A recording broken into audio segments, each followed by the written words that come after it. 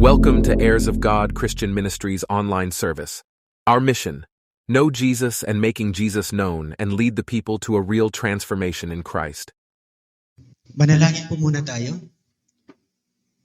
Amang banal, kami po ay nagpapasalamat sa napakagandang umaga na ibinigay niyo po sa amin at pagkakataon muli na kami po ay magsama-sama at makapagpuri sa inyo.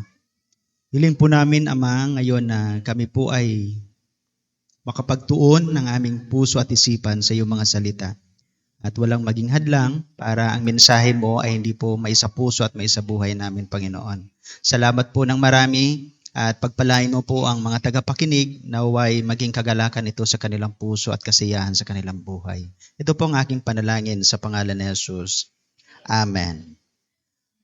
Genesis chapter 39 is the transitions going na papunta na sa buhay ni Joseph. Nagsimula kay Abraham, kay Isaac, kay Jacob, and pagpunta ng 38 and 39, ito ay buhay na ni Joseph up to Genesis chapter 50.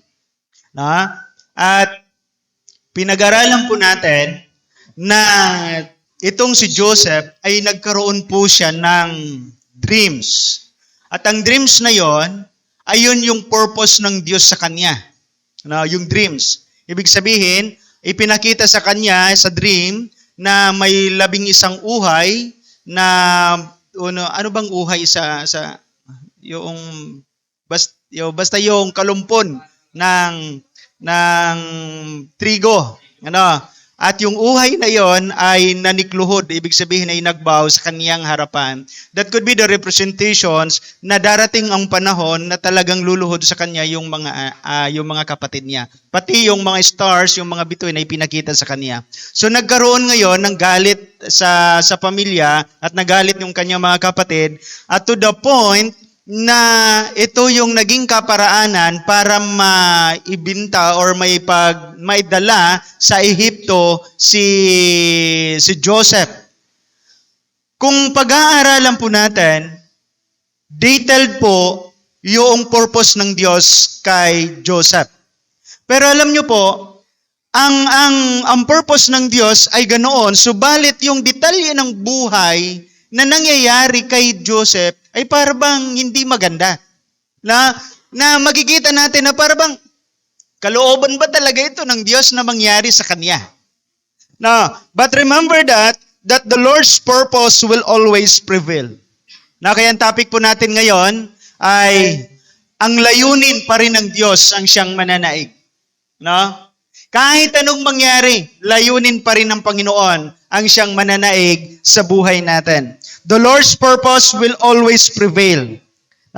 So sabi nga dyan, the purpose of God is one-way track, no turn around. Parang train yan.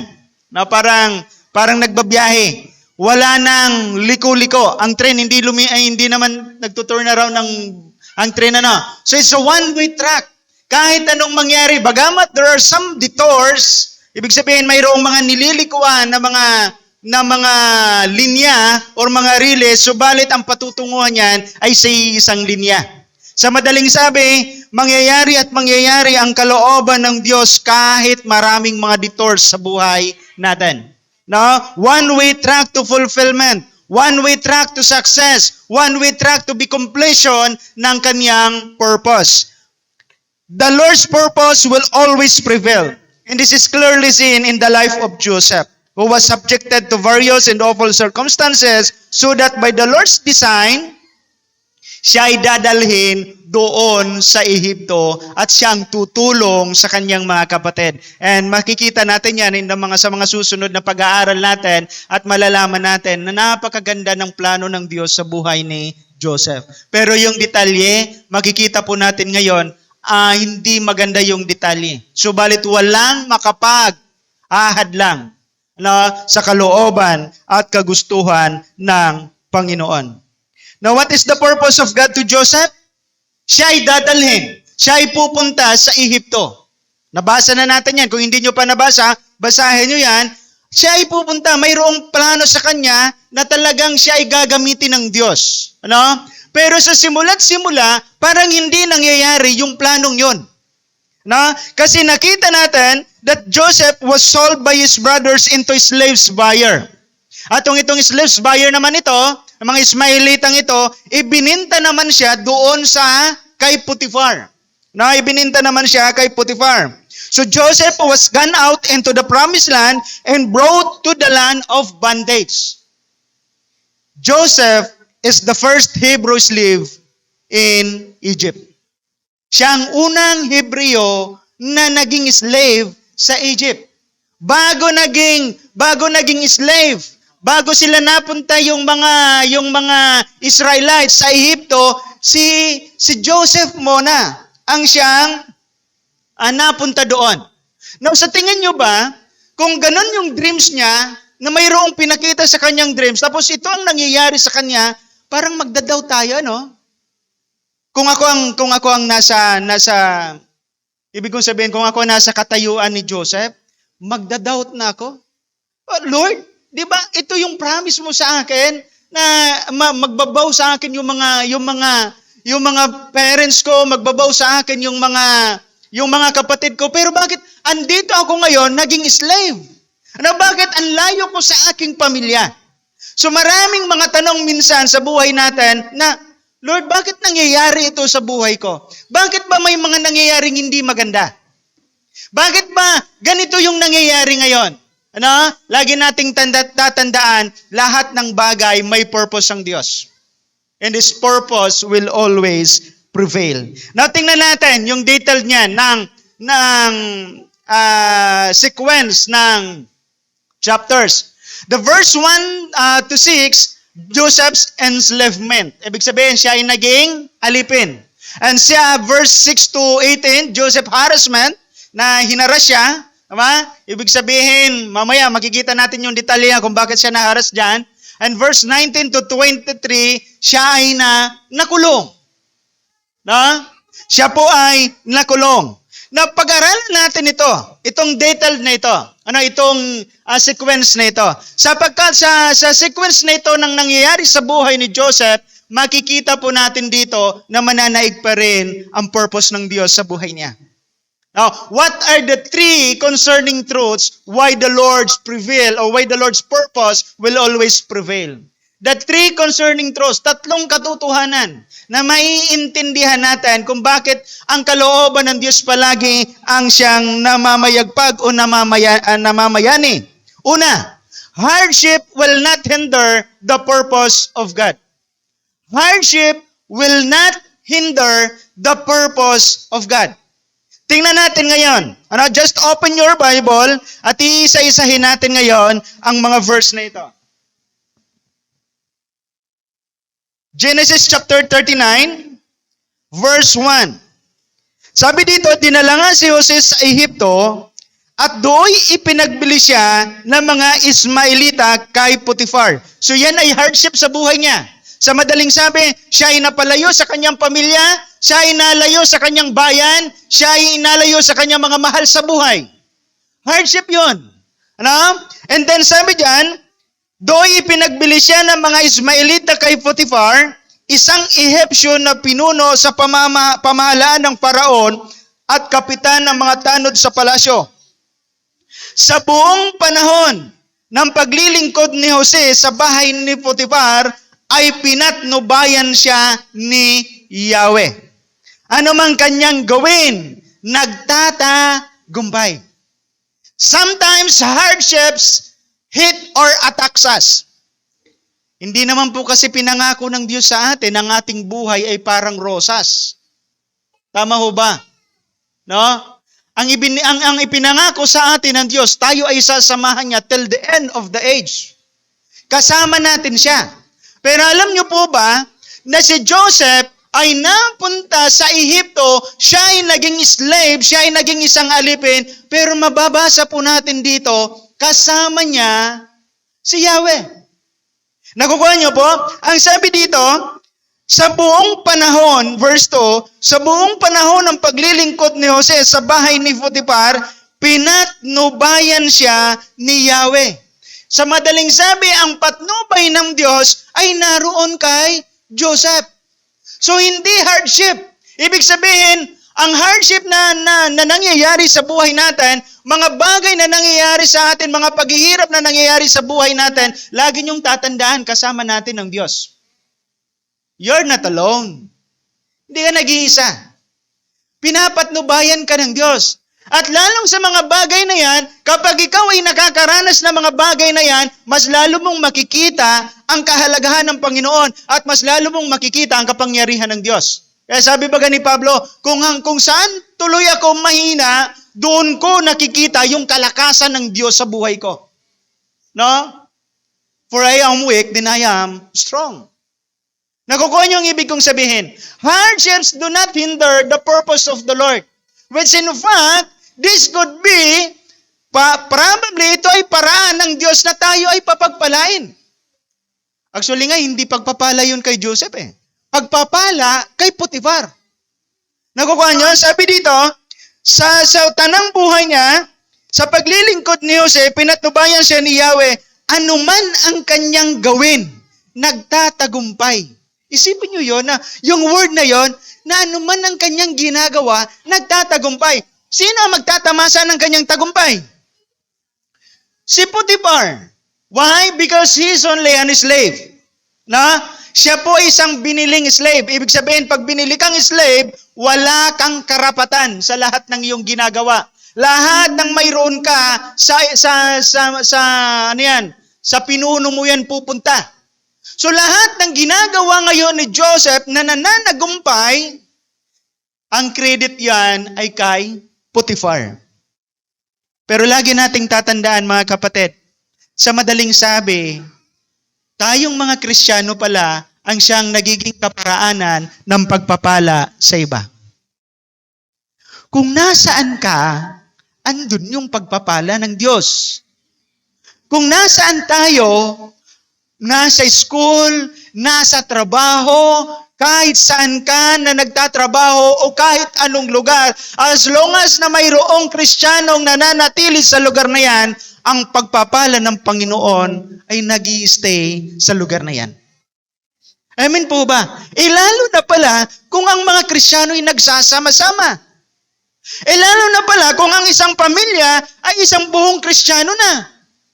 Nakukuha niyo po ang ibig kong sabihin? No? Even there are things, hindi lahat ng buhay natin ay perpekto. Tama ho ba? May mga pinagdadaanan tayo. Maaaring ang bawat isa sa atin, kayo ay napunta rito sa panahong ito o sa oras na ito, mayroon kayong mga pinagdadaanan. Pero lagi nating tatandaan, kasama natin ang Panginoon at pinapagtagumpay tayo.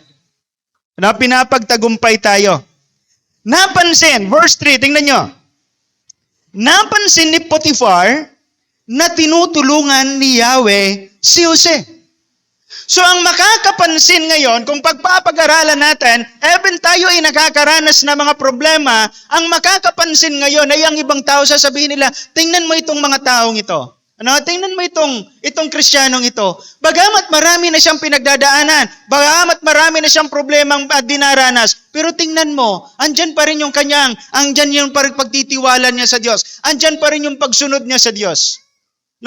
So nakita ngayon ni Potiphar, na si Jose ay pinapatnubayan ni Yahweh. Kaya't ginawa niya itong katiwala sa bahay sa lahat niyang ari-arian. First promotion of Joseph. First promotion. Naging katiwala ng bahay. First promotion. So anong ibig kong sabihin mga kapatid? Alam niyo po, sasabihin ko sa inyo, kahit mahirap minsan sa pagtatrabaho, kahit nahihirapan ka sa buhay, lagi mong tatandaan, ang Diyos palaging may magandang plano para sa atin. Minsan kung lang po tayo, anong tawag nito?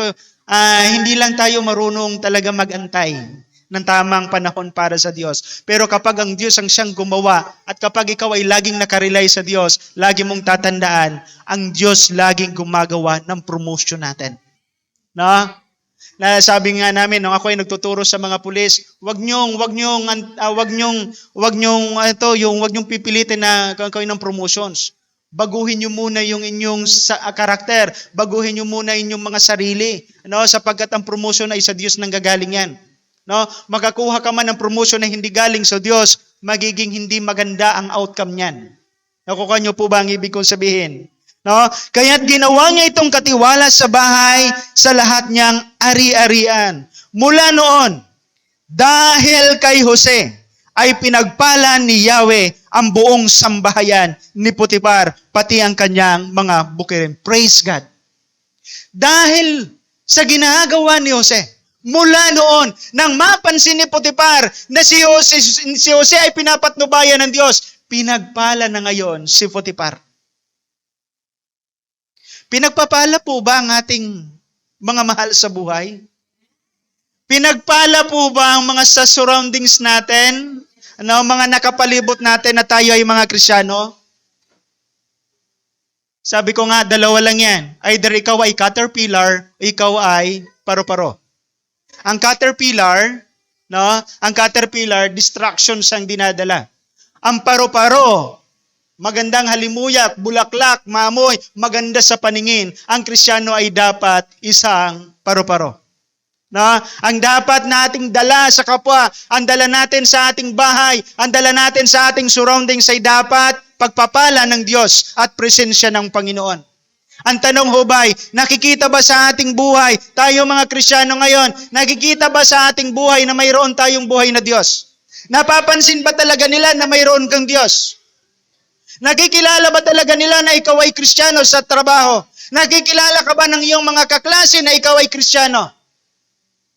Lagi nating tatandaan, kasama natin ang Panginoon at dala-dala natin ang pangalan ng Diyos. Kaya nga tinawag tayong Kristiyano. Kaya tinawag tayong mga Kristiyano. Ipinagkatiwala ni Potiphar kay Jose ang lahat maliban sa pagpipili ng kanyang kakainin. Grabe yung privilege sa Bakit hindi pinagkatiwala yung pagkain? Baka lasunon. Actually, according sa mga scholars, parang ito daw si Potiphar ay isang eunuch. Para siyang isang eunuch.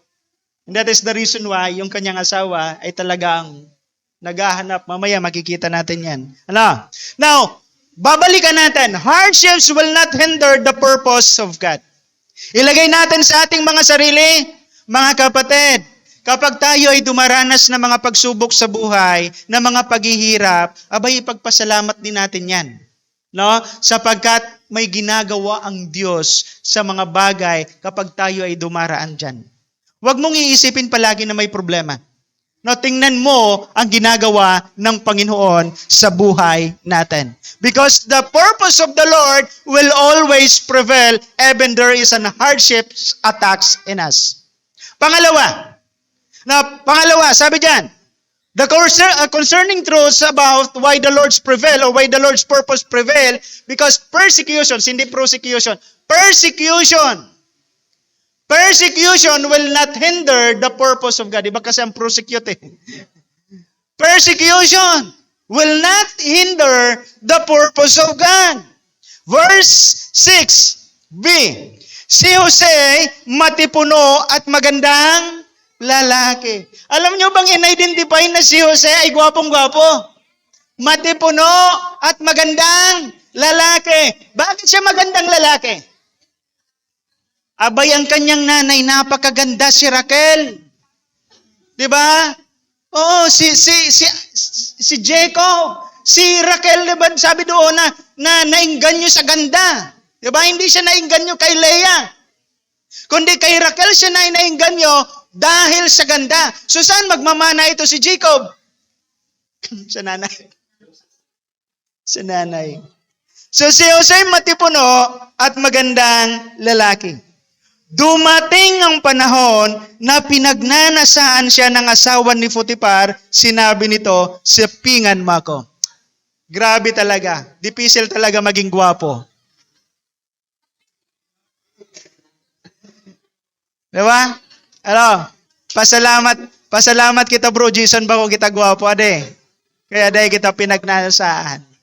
Diba? Pero tingnan nyo pinagnanasaan niya. The wife of Potiphar is not an ordinary woman. Pakinggan nyo ang mga tao noon, ang mga may nanunungkulan, lalo na ang mga Ehipto, hindi po yan sila namimili ng ordinaryong babae. No, hindi po yan namimili ng basta-bastang babae lang. Ang mga Egyptians ay mahilig sa magaganda. Pinoy lang ang mahilig sa mga mapuputi, sa mga pero sila mahilig talaga sila sa magaganda. So that means itong si Potiphar's wife ay napakaganda. Pero grabe, nabighani siya sa kagwapuhan ni Jose. Ano sabi dito? Tingnan natin, sabi diyan. Dumating ang panahon na pinagnanasaan siya ng asawa ni Potiphar, sinabi nito, sipingan mo ako.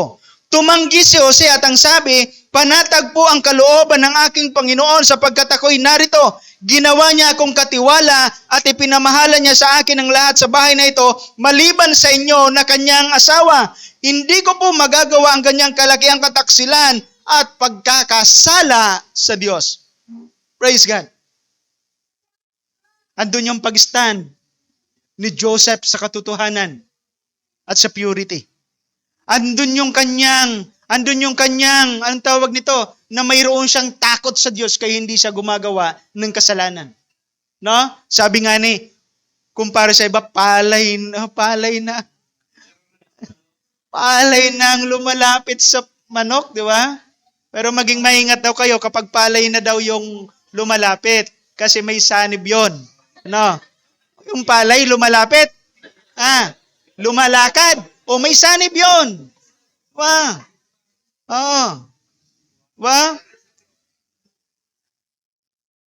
Bakit natin nasabi mamaya, papakita ko sa inyo kung bakit persecutions. Abay, nagkaroon siya dito ng persecutions. Nung hindi niya po tinanggap ang offer ng asawa ni Potiphar, doon nagsimula ang persecution sa kanya. Doon nagsimula ang persecution. Tumanggi si Jose at ang sabi, panatag po, verse 10. Hindi pinapansin ni Jose ang babae kahit araw-araw itong nakikiusap na sumiping sa kanya. Araw-araw. Alam niyo po, according sa kuyan, parang sabi nga, iwan ko kung 11 years. Or parang antagal niya na doon matagal siya sa madaling sabi, isipin mong araw-araw. Grabing pagnanasa yan. Grabing pagnanasa. Ito naman si Joseph, walang nakikita. Walang nakikita siya. Hindi siya nadadala sa ganda ng mga taga-Ehipto. Maaaring mayroon siya kasi sabi doon, mayroon siyang takot sa Panginoon. Ang isang taong may takot sa Panginoon, takot gumawa ng kasalanan. Ang isang may takot sa Diyos, takot na takot yan gumawa ng kasalanan. Sapagkat ang kasalanan ay may palaging consequences. Sa amin po ba? Kaya takot yan gumawa ng kasalanan. Ngunit isang araw, verse 11, tingnan natin. Ngunit isang araw, nasa bahay si Jose upang gampanan ng kanyang tungkulin, nagkataong wala roon ang ibang mga utusan. Nagkaroon ngayon ng opportunity yung asawa ni Potiphar. Solo kayo ni. Sasaraduhan ko gabos ng mga pinto. Ito. Nagkataong wala roon ang ibang mga utusan. Walang ano-ano'y hinablot ng babae ang kanyang balabal at sinabi, halika't sipingan mo na ako. Patakbo siyang lumabas, ngunit naiwan ng kanyang balabal sa babae. Sa pangyayaring ito, nagsisigaw ito at tinawag ang mga katulong na lalaki. Tingnan ninyo, dinalhan tayo ng asawa ko ng Hebreyong ito para hamakin tayo. Nagsimula na ang persecution. Hamakin tayo.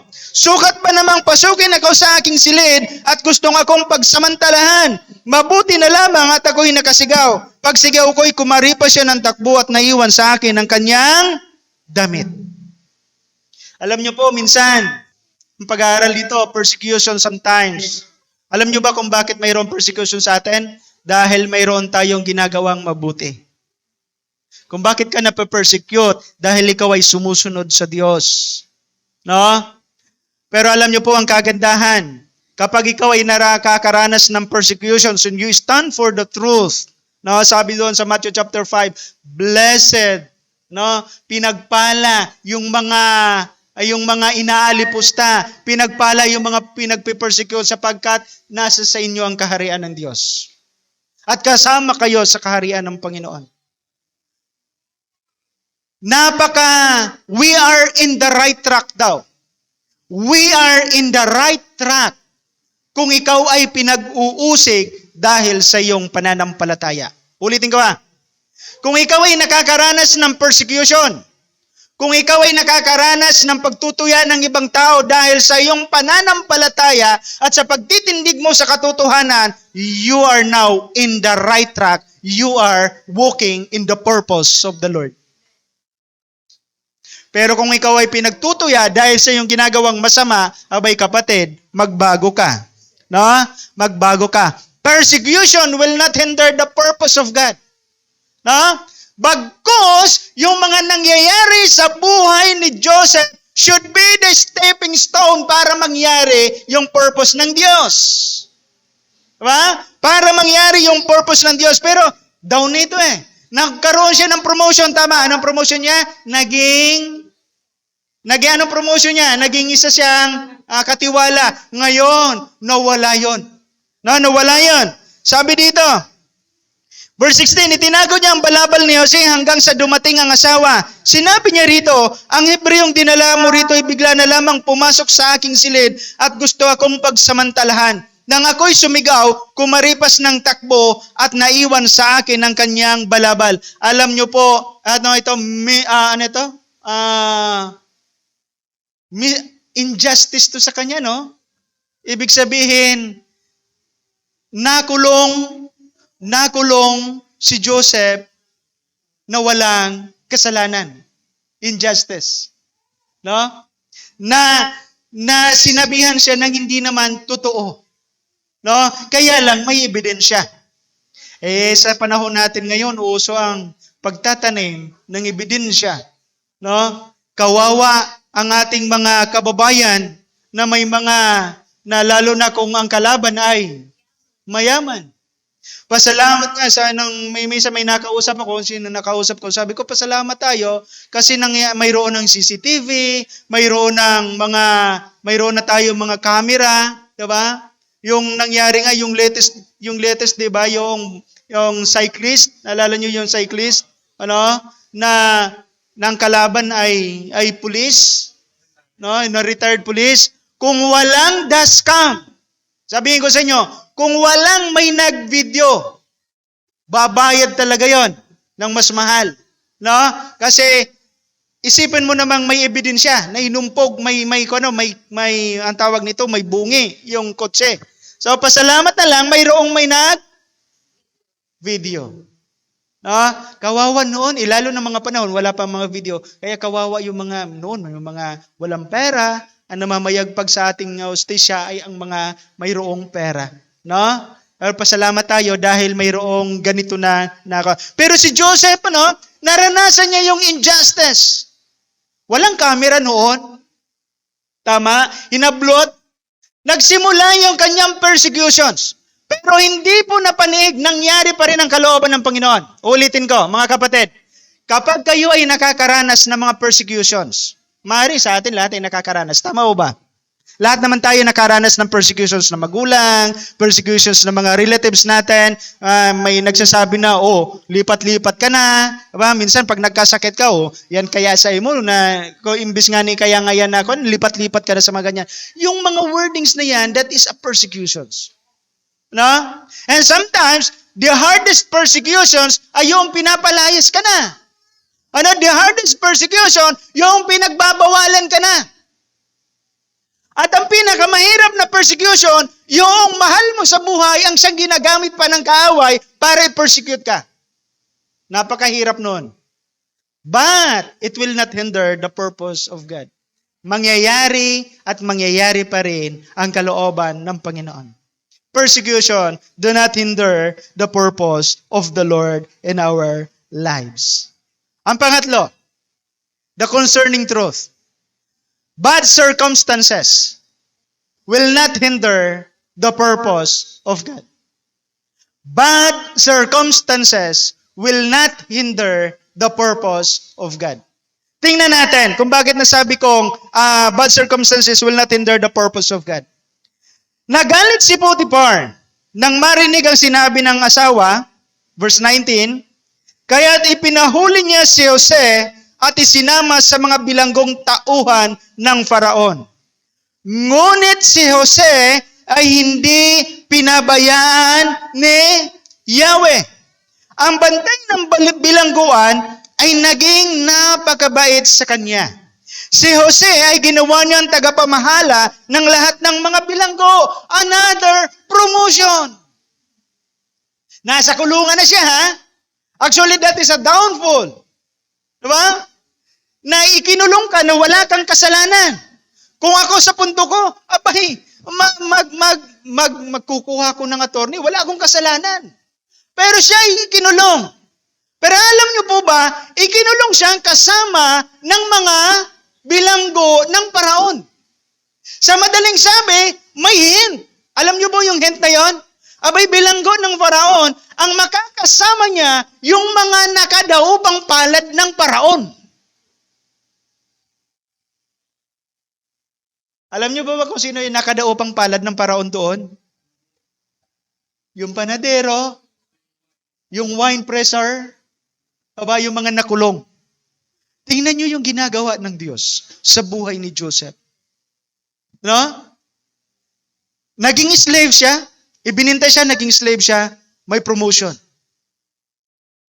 Nagkaroon ng persecution, nanindigan siya sa katotohanan, pero nung manindigan siya sa katotohanan, na-persecute siya, nakulong siya. Pero alam niyo po ba, yung pinakasekreto dyan sa lahat-lahat ng verse na yan, yung salitang pinapatnubayan ni Yahweh at ginagabayan ni Yahweh si Jose. That means, sa lahat ng nangyayari sa buhay niya, kasama ni Jose si Yahweh. At nananagumpay si Jose. That's why, even bad circumstances will not hinder the purpose of God. Mga hindi magagandang nangyayari sa buhay natin, mga kapatid, sasabihin ko sa inyo, hindi mangyayari, mananaig pa rin ang kagustuhan ng Panginoon. Minsan, suway na suway tayo sa kagustuhan ng Diyos. Ibabalik din tayo. Tama? Minsan, ito ang gusto ng Diyos, pero ito ang ginagawa natin. At pinagpipilitan pa natin siya, at pinagpipilitan pa natin. Tama? Minsan nga, sabi ko nga, minsan sa pag-asawa, grabe yung pagpipilitan natin, tama? Lord, eto na, siya na lang, please, Lord, siya na. Nakita mo na mayroong problema, siya pa. Baka sakaling magbago, Panginoon. Anong bagong-bago? Nasa kaisipan mo yon. Kung ang kalooban ng Diyos ay hindi siya, kung ang kalooban ng Diyos ay iba, abay, mag-isip-isip tayo, mga kapatid. Sometimes we're looking on our own way. Minsan pinagpipray tayo, Lord, let your will be done. But please, let my will be done. Totoo? Pinapangyari natin na ang kalooban mo, parang kalooban na rin ng Panginoon. Tama ba ako? Maraming mga bagay tayo na ipinapanalangin, na akala, Lord, sana ito ay kalooban mo. Ini-insist mo yung kagustuhan mo na maging gusto ng Panginoon. Circumstances, sometimes pinararaan tayo ng Diyos sa mga problema, sa mga pagkakataon para makita mo kung gaano ma-prevail o paano ma-prevail ang purpose ng Diyos sa buhay natin. Ulitin ko. Hindi lahat ng oras maayos sa buhay ng isang Kristiyano. Alam niyo po si Joseph, sa tanang buhay niya, dinanas niya po yung pinakamahihirap na sitwasyon. Sabi diyan, si Jose ay ginawa niyang tagapamahala ng lahat ng mga bilanggo at siya ang tanging nagpapasya kung ano ang gagawin sa loob ng bilangguan. Hindi na halos nakialam ang bantay ng bilangguan sa ginagawa ni Jose. Ano ang promotion niya? Naging mayor. Alam niyo yung mayor sa kulungan? So hadi-hadi. Siya so pinakahadi. Wara na day na nakikiarang. Wow, ayos ang promotion ni Joseph. Astig na astig. Garo Cardo Dalisay. Ano nga yan? So, ano nga nga yan? So, nauso? Ano? Si Sayso nagiling mo yan. Si Tanggol, garo si Tanggol. Yan. Garo si Tanggol. Nailing ko lang po yan sa mga TikTok ha. Hindi ako mahilig tuming. Hindi na halos nakikialam ang bantay ng bilangguan sa ginagawa ni Jose sapagkat si Yahweh ay kasama nito at pinagtatagumpay siya sa lahat niyang gawain. Wow! Nasa kulungan yan pero ang kanyang ginagawa, matagumpay na matagumpay. What if, tingnan niyo ang buhay niyo po ngayon. Tingnan natin ang sitwasyon. Tingnan niyo ang sitwasyon niyo. Nakikita niyo ba na pinagpapatagumpay kayo ng Diyos? Yes. Kahit minsan nahihirapan ka sa sitwasyon, pero nakikita natin, may ginagawa ang Panginoon. At mayroong planong ginagawa ang Diyos. At mayroong napapangyari. At mayroong ipinapakita sa ating mga katotohanan. Lagi nating tatandaan, bad circumstances will not hinder the purpose of God in our lives. Bad circumstances. Ipagpasalamat pala natin yan. Diba? Alam niyo si Joseph, wala akong nakitang reklamo sa kanya. Wala tayo nakitang kahit isang salita na nagreklamo siya. Lahat siya ay sumunod. Dahil yung ibang tao nakikita sa kanya na mayroon siyang buhay na Diyos. Dapat ganun din po sa atin. Magmaayos, hindi sa maayos ang sitwasyon sa buhay natin. God will proclaim in our lives. God will be glorified in our lives. Na hindi yung nagka-problema kayo, diba? Nagrilipanan na sa mga hayop sa kimot nindo. Tapos matarong sa mga, bako ngaya Kristiyano yan? Diba? Bako na nagka-problema ka mo, uto na nilalaag na sa Facebook sa mga buhay ninda. Sa mga taram-taram nagtarama na dumana nagbanatan sa duwa. Matarong, Kristiyano ngayon Nakuha niyo bang ibig kong sabihin? No.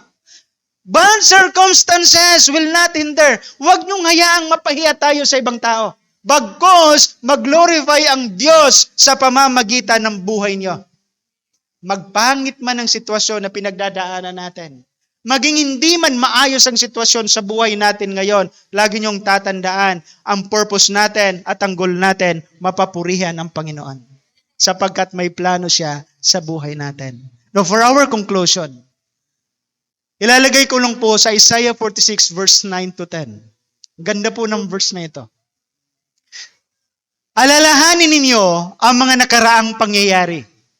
Inyong kilalaning ako lamang ang Diyos. At maliban sa akin ay wala nang iba.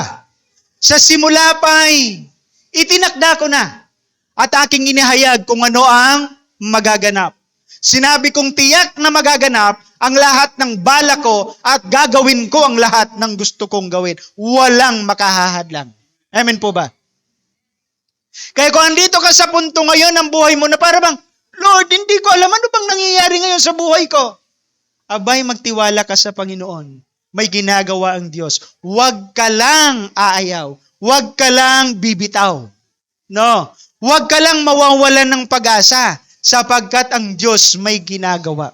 Sapagkat ang Diyos ay mayroong ginagawa sa buhay natin. So sabi diyan, magaganap ang lahat ng bala ko at gagawin ko ang lahat ng gusto kong gawin. Walang makahadlang. Tingnan natin kung anong ginawa ni Kristo.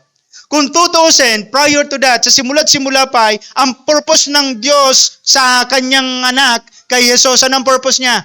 Mamatay sa cross, tama? Sa simula't simula pa, alam niyo po, sa simula't simula pa, inahadlangan na ni Satanas ang ganoong plano. Paano ko po nasabi? Nasa tiyan pa lang. Diba? Nasa tiyan pa lang, pinapahirapan na ang kanilang magulang. Diba? Na hindi sila mabigyan ng tirahan para ipanganak.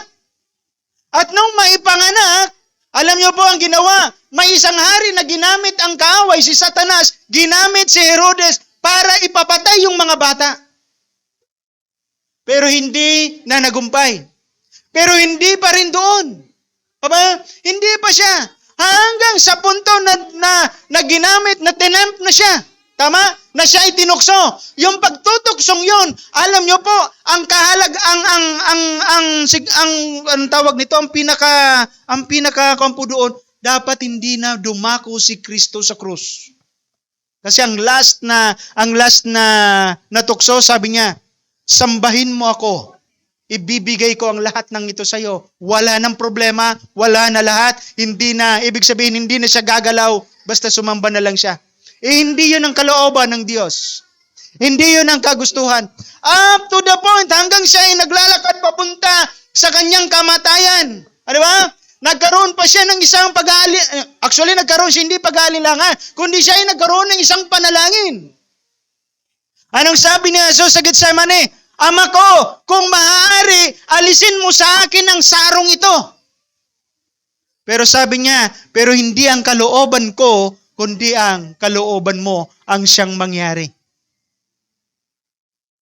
Up to the end of his life, he followed the will of the Lord. At nangyari nga ang purpose ng Diyos. Pero pasalamat po tayo dahil sa pagsunod ni Kristo, nagkaroon tayo ng buhay na walang hanggan. At narito tayo ngayon at naipakita ng Panginoon na tayong mga tao mananagumpay sa pagsubok, mananagumpay tayo sa persecution, mananagumpay tayo sa kahit anong circumstansya sa buhay natin sapagkat ang Diyos na nagumpay na. Amen po ba? Mananagumpay tayo mga kapatid sapagkat ang purpose ng Diyos mangyayari at mangyayari yan sa buhay natin. Pagpalain po ang bawat isa sa atin. Thank you for attending our online service. If you need counseling or have questions, contact us at our contact number 093013096768 or at our Facebook page Heirs of God, or visit us on site here at Purok Tres, Barangay 49, Biga, Legazpi City. Until next week here at HGCM Online Service, please like, share, and follow for updates.